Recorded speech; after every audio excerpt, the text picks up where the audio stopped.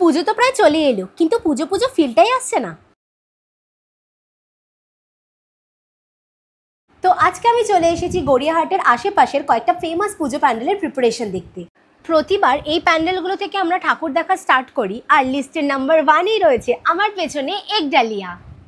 এখনো সেরকম কিছু স্টার্টই করেনি প্রিপারেশন। হয়ে যাবে টাইমের মধ্যেই হয়ে যাবে।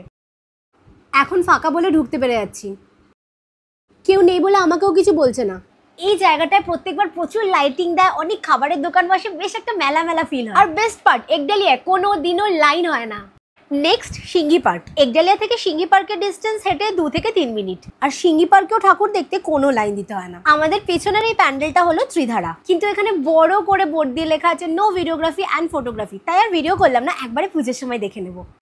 নেক্সট হলো বালিগঞ্জ কালচারাল অ্যাসোসিয়েশন।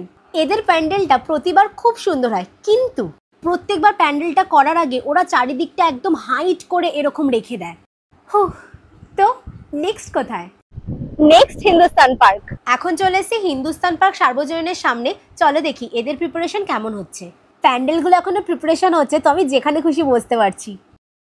নেক্সট হলো হিন্দুস্তান ক্লাব। আর এই পুজোটার বেস্ট পার্ট কি জানো? রাস্তাটা চেনা চেনা লাগছে। লাগবে কি করে, পুজোর সময় তো এই রাস্তাটা কিছুটা এরকম লাগে।